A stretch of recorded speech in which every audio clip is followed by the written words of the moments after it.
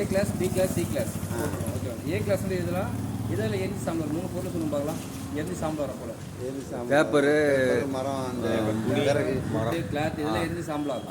அப்போ என்ன பண்ணணும், எரிஞ்சு சாம்பல் பொருளாக வந்து தண்ணியை ஊற்றணும். எல்லா இடத்துலையும் நம்ம தண்ணி ஊற்ற முடியாது. ஏன்னா எலக்ட்ரிக்கல் இருக்கும். எல்லா இடத்துலையும் பார்த்தீங்கன்னா பேப்பர் இடத்துல பார்த்தீங்கன்னா கூடவே வேறு பொருள் இருக்கும், அதுவும் சேர்ந்து அறியும். அப்போ நீங்கள் பார்த்து யூஸ் பண்ணணும். பி கிளாஸ் பார்த்தீங்கன்னா ஆயில் ஃபயர், பெட்ரோல், டீசல், டர்பன் இதெல்லாம் ஆயில் ஃபயர் ஆகிடுச்சுன்னா தண்ணி ஊற்றினா என்ன ஆகும், அதிகமாகும். அப்போ என்ன பண்ணணும், இந்த ரெண்டுத்தையும் அவாய்ட் பண்ணணும். 3வது சி கிளாஸ், இதுலேயே போட்டுப்போம். எல்லா வீட்லையும் எல்பிஜி யூஸ் பண்ணணும். எல்பிஜி அதுமாதிரி எலக்ட்ரிக்கல் ஃபயருக்கு மெயினாக பார்த்தீங்கன்னா இந்த எலக்ட்ரிக்கல் ஃபயருக்கு எல்பிஜி தான் கொடுப்பாங்களே. ஃபயர் ஆனால் எல்லாருக்குமே ஆர்பிட் எப்படி சார் இருக்கும்? ஃபஸ்ட்டு ஃபயர் ஆகும் ஆர்பிட் எப்படி இருக்கும்? ஃபயர் அனுப்பிங்களா இல்லை என்ன பண்ணுவீங்க? ஃபயர் ஆகும்போது எந்த பக்கம் வலி இருக்குதோ 90% எல்லாருமே என்ன பண்ணா ஃபயர் ஆனால் ஓடதான் பார்ப்பாங்க. அவங்க ஆர்பிட் அதிகமாக துடிக்கும். அவங்க என்ன பண்ணாங்க அவங்க தெரியாது ஃபயர் ஆகும்போது. என்னதான் எனக்கே ஃபயர் எக்ஸாம் பற்றி தெரிஞ்சாலுமே நானே ஒருத்தர் ஃபயர் ஆகும்போது நம்ம அணைக்க முடியாது. ஏன்னா உள்ளே என்ன பொருள் இருக்குது உங்களுக்கு தான் தெரியுமே. இந்த பிளாக் கலர் வந்து இந்த வீட்டுக்குள்ளே என்ன பொருள் இருக்குது, எல்பிஜி இருக்குதா இல்லை வேறு ஸ்டோரேஜ் எதுனா பஸ் ஸ்டார் மாரி பொருள் தான் நம்ம போய் அணைக்கலாம் முடியாது. நீங்கள் 4 பேர் சேர்ந்தீங்கன்னா கண்ட்ரோல் பண்ணணும். கார் ஃபயர் ஆகுது, பைக் ஃபயர் ஆகுதுன்னா நீங்கள் ஒரு ஆள் போதும் கண்ட்ரோல் பண்ணுறது. பெருசாக ஃபயர் ஆகும் நம்ம எதுவும் பண்ண முடியாது. பில்டிங் சுற்றி பைப் லைன் போட்டுருப்போம். எல்லா ஃப்ளாட்லேயும் போட்டுருப்போம். நம்ம ஃப்ளாட்டில் போடல அந்த பைப் லைன் வந்து கண்ட்ரோல் பண்ண முடியும். எவ்வளோ டிஸ்டன்ஸ் ஃபயர்லாம் கண்ட்ரோல் பண்ணலாம். அது லாங் வந்து கண்ட்ரோல் பண்ணலாம். ஃபயர் எக்ஸ்டன் ஒரு அதிகபட்சம் ஒரு 10 அடி இல்லை 15 அடி அந்த டிஸ்டன்ஸ் யூஸ் பண்ணணும். அதுக்குள்ளே ஃபயர் ஆனால் நீங்கள் கண்ட்ரோல் பண்ணலாம். ஓகேவா? இப்போ எலக்ட்ரிக் ஃபயர் ஆனால் என்ன ஆகும்? அதில் பொறி வந்து நம்மளால மூச்சு விட முடியாது. ஏன்னா அதுக்குள்ள ஆக்சிஜன் கிடைக்காது. புகைச்சல் அதிகமாக இருக்கும், மூச்சு விட கஷ்டமாக இருக்கும். நார்மலாக வயர் பண்ணாலுமே மூச்சு விட முடியாது. ஏன்னா வெளியே கொடுத்துனா கூட உள்ளே ஃபயர் ஆகும்போது அதில் ஆர்பிட் அதிகமாக துடிக்கும். அப்போ என்ன ஆனால் மூச்சு விட கஷ்டமாக இருக்கும்.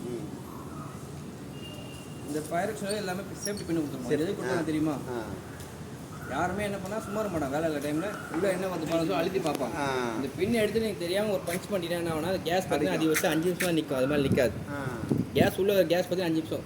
ஒரு 3/4 பவுடர் இருக்கும் சார். 1/4 கேஸாக வந்து உள்ளே மிக்ஸ் பண்ணி இந்த வழியாக இதுவாக ஒர்க் பண்ணும். ஓகேவா? ஒரு ஃபயர் எக்ஸ்டன் தூக்கும்போது கிளாம்பில் எல்லாமே கீழே வச்சுருக்கோம்னா கிளாம்பில் மாட்டியிருப்பாங்க. வலிச்சாலாம் வராது. ஓகேவா? ஒரு அடி நீங்கள் தள்ளிங்க. ஏன் ஒரு 2 நாள் எடுக்கும்போது சப்போஸ் கிளாம்ப் லூஸ் ஆனாலும் நீங்கள் எடுக்கும்போது கை வலினாலும் நம்ம காலில் விரல் ஊற்றுறோம். விரலை வந்தால் என்ன ஆகும் பாருங்க, இது வந்து ரிங் பாட்டும். ஓகேவா? நம்ம எக்ஸ்பீரியன்ஸ் அது கிடையாது, பார்த்து எடுக்கணும். ஓகேவா? எக்ஸ்பீரியன்ஸ் தூக்குங்க சார் பார்க்கலாம். யாருன்னா ஃபயர் ஆகும்போது தூக்கி ஓட முடியுமா? இந்த வீட்டாக என்ன பண்ணுவீங்க? நீங்கள் கீழே விழுந்துருவீங்க. எப்போ இந்த எக்ஸ்பீரியன்ஸ் 4 விரல் தான் பிடிக்குமா? 4 விரல் தான். ஏன்னா அந்த 5ஆவது விரல் எப்போ பிடிக்குனாக்கா அழுத்துவீங்க பார்த்தீங்களா? ஃபயரை பார்த்து அழுத்தும் போது தான் நீங்கள் யூஸ் பண்ணணும். எல்லாருமே என்ன பண்ணால் மேலே அதிகமாக இருக்கும், என்ன பண்ண தெரியாது, மேலே கை வச்சுப்பாங்க. பிடிச்சி வலி வரைப்பாங்க, பின்னு வராது. பின்னு டைட் ஆகிடுச்சு சார் அப்படின்னாங்க. நீங்கள் கை எடுத்தீங்கன்னா ஈஸியாக இருக்கும் பின் எடுக்கிறதுக்கு. மேலே கை வச்சா டைட் ஆகிடும். ஓகே, ஃபயர் பார்த்துட்டீங்க, ஒரு எந்த பக்கம் வலி இருக்குது ஃபயரை பார்த்து ஒரு ரூமில் போயிட்டீங்க. ரூமில் போயிட்டாங்க நமக்கு எந்த பக்கம் வலி இருக்குதோ வெளியில் அப்படி தான் நீங்கள் ஆப்ரேட் பண்ணணும். ஃபயர் உள்ள ஆப்ரேட் பண்ணினா ஃபயர் பெருசாக ஆகும்போது நம்ம உள்ளே மாட்டிப்போம்.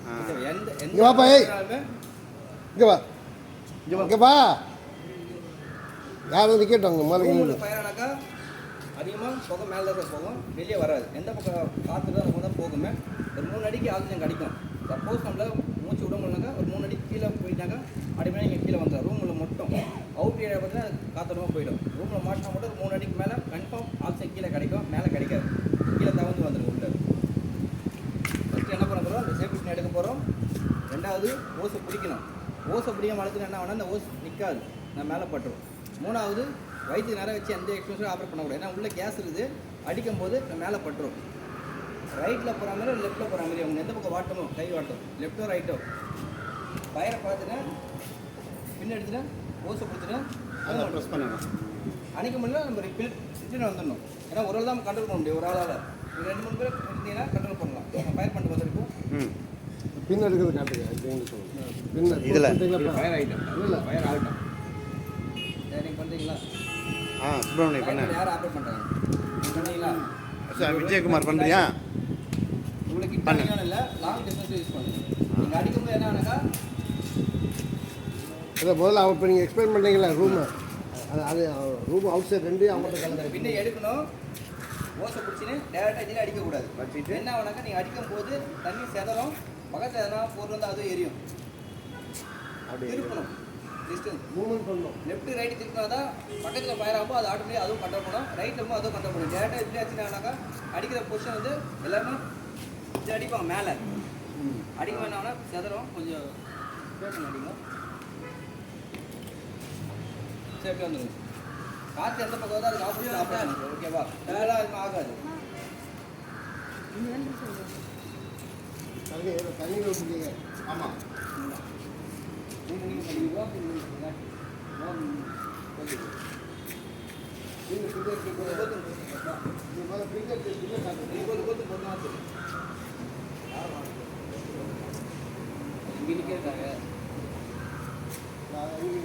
வைங்க வைங்க. பெட்ரோல் ஊற்றியாச்சா அதில்? பின்னாடி போச்சு கார். இல்லை இப்போ கொஞ்சம் பின்னாடி பின்னாடி போச்சு பின்னாடி பின்னாடி போச்சுங்க. ஏன்னா டஸ்ட்டு பறக்கணும், டஸ்ட்டு பறக்கணும். தலை தலை சொல்லி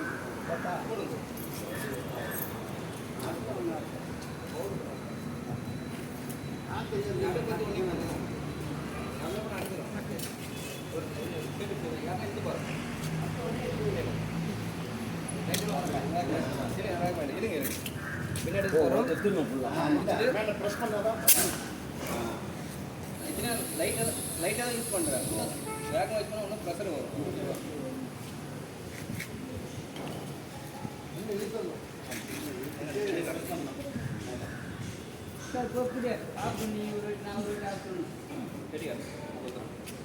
வேற என்ன பண்ணுங்க? வேற ஆஃப் பண்ணீங்களா? இது நம்ம இது டெமோ இது டெமோ வாங்க. அது வந்து இல்லை. இது நம்மளோடது. டெமோ.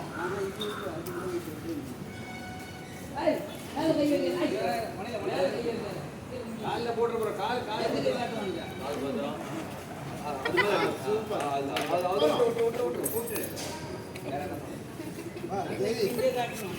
வா வா வா தேவி தெரிஞ்சுக்கணும் வாங்க. அவன் ரெடியாக அடிச்சிருவான் பையன். வா வள்ளியா வா. எல்லாம் பயிரான ஓடுறாங்க சார் இவங்கெல்லாம்.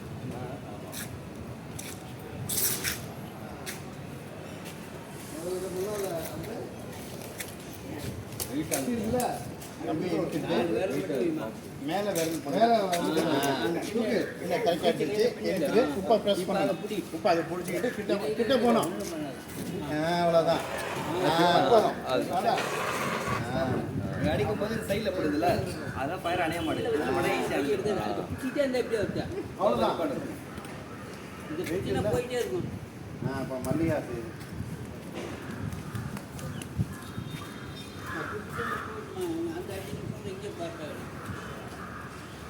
வேற என்ன பண்ணுங்க சார்? பவுடர் கிட்டாச்சு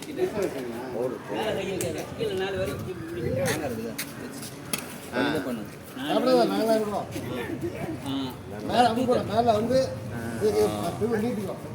கீழே கீழே போனா ப்ரெஸ் பண்ணு. அவ்வளோதான். அவ்வளோதான். வச்சிருங்க வச்சிருங்க. நீங்க இருக்காதீங்க. அவ்வளோதாங்க. இது வந்து அது மாதிரி ட்ரைனிங் கொடுத்தாச்சு. கொடுத்தாச்சு.